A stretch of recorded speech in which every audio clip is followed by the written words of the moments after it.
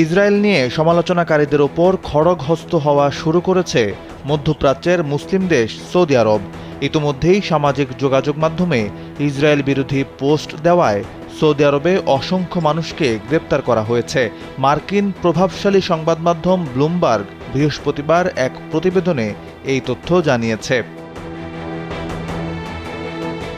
প্রতিবেদনে ইসরায়েল বিরোধী মনোভাব প্রকাশের কারণে যারা গ্রেপ্তার হয়েছেন তাদের মধ্য থেকে একটি কোম্পানির সর্বোচ্চ কর্মকর্তার কথা উল্লেখ করা হয়।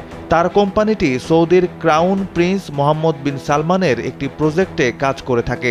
নাম গোপন রাখার শর্তে একটি সূত্র জানিয়েছে, ওই কর্মকর্তা গাজায় চলমান হামাস ও ইসরায়েল যুদ্ধ নিয়ে সামাজিক যোগাযোগের মাধ্যমে লেখালেখি করেছিলেন। এই অপরাধে তাকে গ্রেপ্তার করা হয়েছে। এছাড়া আমেরিকার মালিকানাধীন কোম্পানিগুলোর পণ্য বয়কটের আহ্বান জানানোয় গ্রেপ্তার করা হয়েছে আরেকজনকে। এর কারণ হিসেবে বলা হয়েছে, সৌদি আরব সহ বিশ্বের বেশিরভাগ মুসলিম দেশেই ইসরায়েলি ও মার্কিন কোম্পানির পণ্য বয়কটের আহ্বান জানানো হচ্ছে। এই বয়কটের জেরে ব্যবসা গুটিয়ে নিতে বাধ্য হচ্ছে অনেক কোম্পানি। সৌদি সরকারের একটি সূত্র ব্লুমবার্গকে জানায়, আশঙ্কা করা হচ্ছে ইসরায়েলের বিরোধিতা করতে গিয়ে সৌদিতে ইরানপন্থী একটি প্রভাবের বিস্তার ঘটতে পারে। সেই আশঙ্কা থেকেই ইসরায়েল নিয়ে সমালোচনাকারীদের গ্রেপ্তার করা হচ্ছে।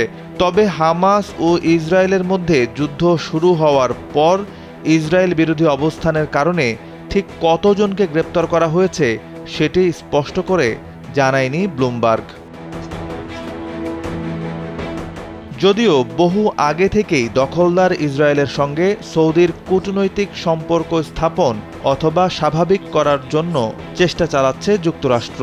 এর মধ্যেই জানা গেল ইসরায়েল বিরোধীদের উপর গ্রেপ্তারের মতো কঠোর ব্যবস্থা নিচ্ছে মধ্যপ্রাচ্যের সবচেয়ে ক্ষমতাধর মুসলিম দেশ সৌদি আরব।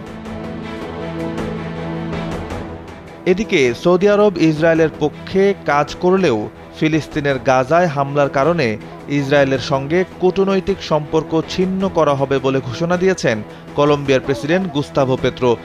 স্থানীয় সময় বুধবার তিনি এই ঘোষণা দেন।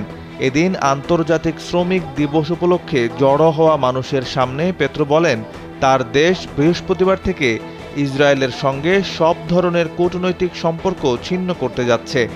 গাজায় হামলার শুরু থেকেই ইসরায়েলের প্রধানমন্ত্রী বেনিয়ামিন নেতানিয়াহুর কঠোর সমালোচনা করে আসছেন পেত্রো।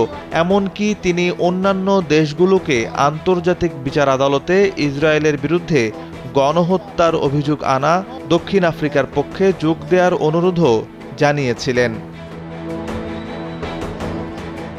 সাইফ বিন আইয়ুব, কালবেলা ডেস্ক।